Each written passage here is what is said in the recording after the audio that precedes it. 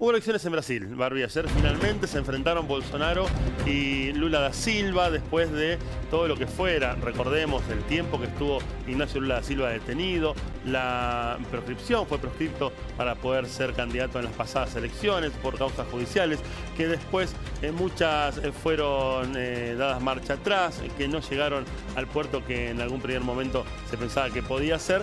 Pero lo cierto está que en este enfrentamiento cara a cara, después de una gestión de Jair Bolsonaro que ha tenido grises, claros y oscuros, ha tenido de los tres, bueno, se dio este enfrentamiento cara a cara y Lula da Silva en primera ronda se impuso con este 48,37% contra algo más del 43% de los votos que obtuvo Jair Bolsonaro, el actual presidente de la Nación. Esto indica que tendrá que haber segunda vuelta y que será el próximo 30 de octubre.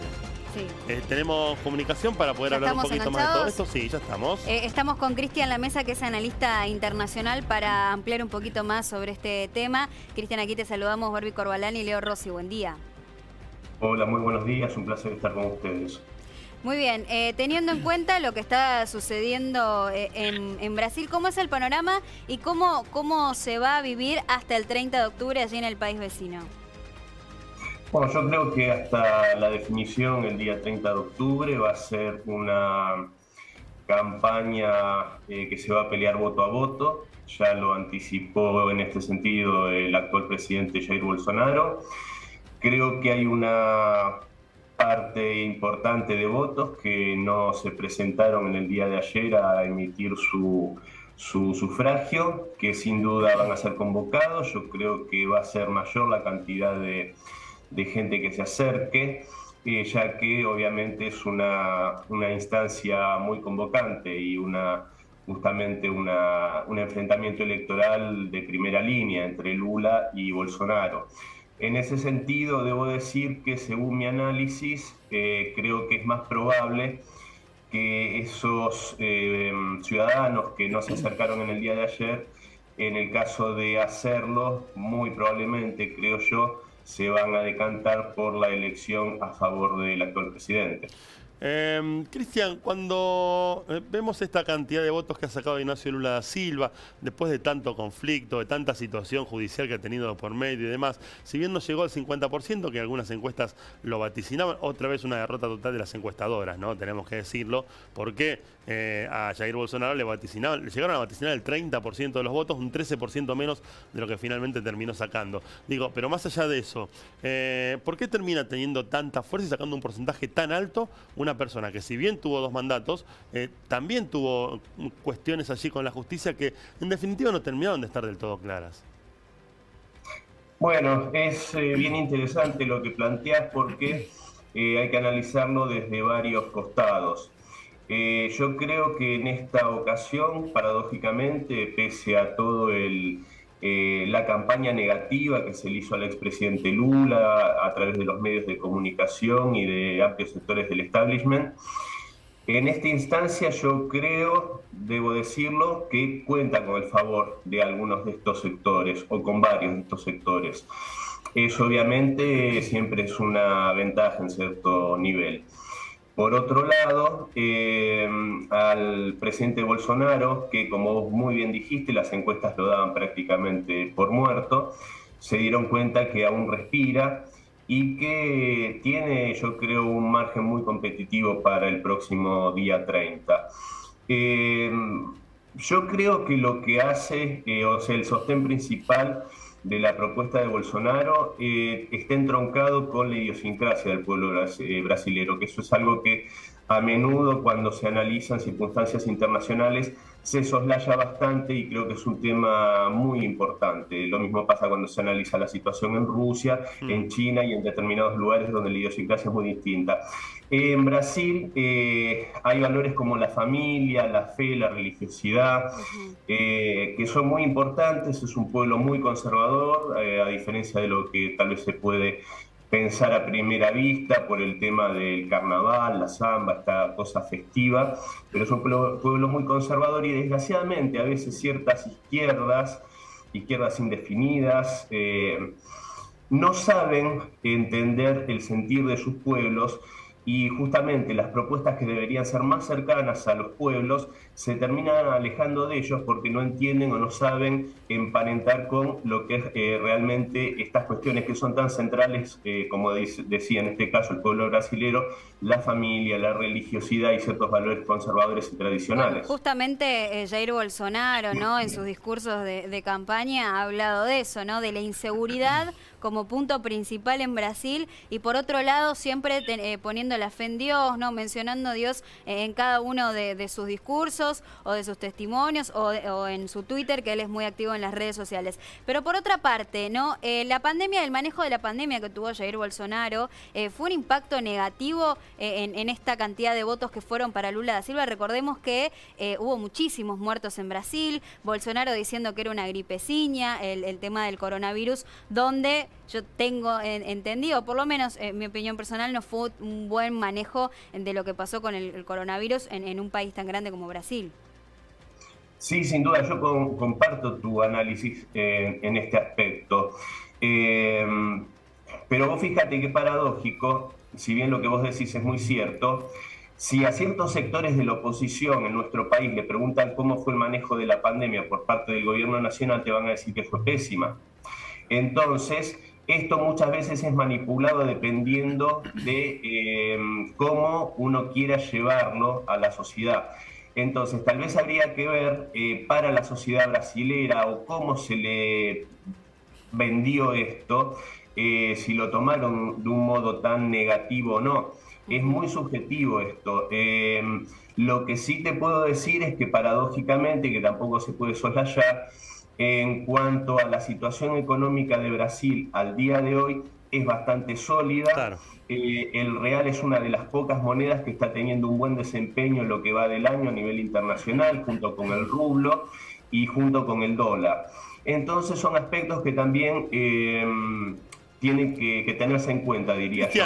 Más allá de lo de la pandemia, que como vos decís, yo no comparto ese análisis.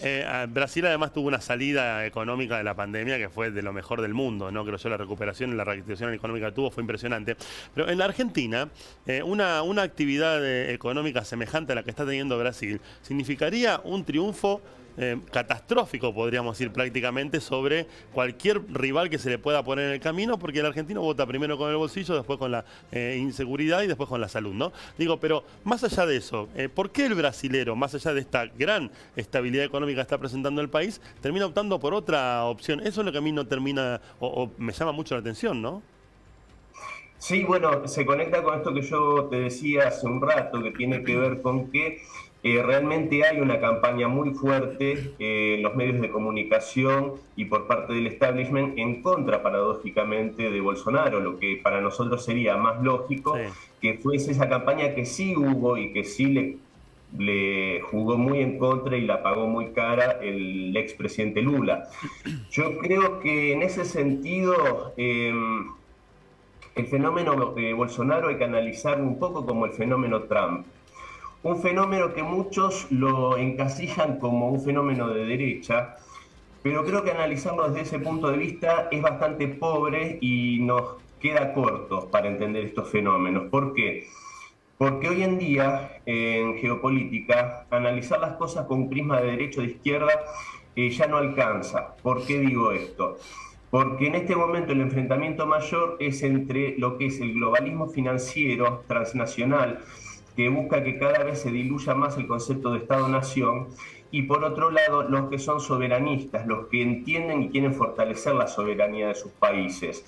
En este segundo grupo debemos poner a mandatarios tan diversos como Víctor Orbán, Vladimir Putin, el presidente de Turquía, Xi Jinping también, que son, bueno, la recientemente elegida Giorgia Meloni en Italia. Sí. Y por otro lado, en estos grupos, como yo decía antes, globalistas, nos encontramos a Biden, sin duda, como el abanderado de este globalismo transnacional y favorable a los intereses financieros, y a presidentes que supuestamente se los vende como de izquierda, como el presidente de Chile, Boric. inclusive el presidente de Perú, Castillo. Entonces, por eso digo que las izquierdas, o inclusive yo creo que es bastante globalista el gobierno que tenemos en nuestro país en este momento, Argentina. Justamente hablando de comparaciones, los dichos de Bolsonaro con respecto a que no se quería parecer a Argentina, Venezuela y Nicaragua, esa es la primera consulta, y justamente mencionó Argentina. Y la otra pregunta que te quiero hacer es, con respecto a las políticas internacionales y económicas que tienen ambos, y por decirlo de alguna manera, y entre comillas, Argentina, ¿quién le conviene, Lula o Bolsonaro? Mira, es una pregunta excelente la que me acabas de hacer. ¿Por qué? Porque a pesar de los enfrentamientos que han sido de público conocimiento, a nivel personal, digamos que inclusive de bastante mal gusto por ambos mandatarios, entre Fernández y Bolsonaro, y digo esto porque muchas veces esos enfrentamientos se dan a nivel personal y en la política no me parece bien personalizar las cosas, pero paradójicamente a la Argentina que si real y seriamente quiere ingresar a los BRICS, que sería algo muy positivo para nuestro país, a este grupo integrado por Brasil, Rusia, India, China y Sudáfrica, el Brasil de Bolsonaro apoyó la petición de Argentina de ingresar a los BRICS. Y esto lo menciono porque, si no me equivoco, fue en 2014 que la Argentina quería ingresar a los BRICS también, y el gobierno del PT de Dilma Rousseff se opuso, vetó el ingreso de Argentina a los BRICS. Entonces, hay veces que lo que parece blanco no es tan blanco y lo que parece negro no es tan negro.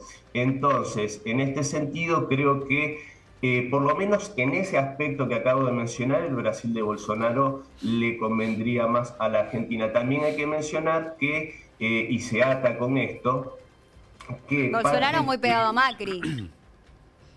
Bueno, vos ves cómo es tan extraño y tan difícil de analizar. Bueno, y que Cristian, disculpame que te interrumpa.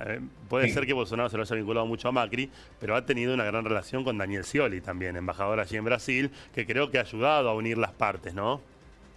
Totalmente, el desempeño del embajador Scioli realmente yo creo que la Argentina en algún momento va a tener que hacer la valoración que se merece Daniel Scioli, porque ha sido una persona que yo creo que en toda su carrera política, con sus más y sus menos, ha puesto de relieve el servicio que él podía brindar a la patria, y creo que eso es importante. Lo que decía, vos fijate, sí, Bolsonaro tuvo buena relación con Macri, pero Macri yo también lo pondría en ese sector globalista. O sea, como derecha e izquierda hay globalistas, y en la derecha y en la izquierda también hay soberanistas. Creo que esa es la discusión central, y como también parte del progreso que está teniendo Brasil en este momento tiene que ver con la posición madura y neutral que ha tomado respecto a la crisis entre Rusia y la OTAN, lo que le ha permitido seguir teniendo el flujo de fertilizantes fundamentales para la economía brasilera y combustibles a precios muy competitivos, cosa de que aquí en Argentina no hemos tenido la misma situación debido a algunas medidas que tomó particularmente la empresa YPF de no importar hidrocarburos rusos. Cristian, muchísimas gracias, ha sido muy claro. Es un tema que en realidad necesitamos 3 programas como para ampliar un poquito más con respecto a qué es lo que está pasando. Barbie, para después de las elecciones, incluso en caso de que gane Lula da Silva, ¿qué gobierno se vendrá? Porque ya no es el PT el que va a gobernar, sino que es una coalición de partidos ahora, ¿no? En lo que indudablemente marcará un panorama diferente. Cristian, y seguramente estaremos hablando, y seguramente estaremos hablando con vos el 30 de octubre, ¿no? Ya viendo qué es lo que va a pasar, o con el diario del lunes.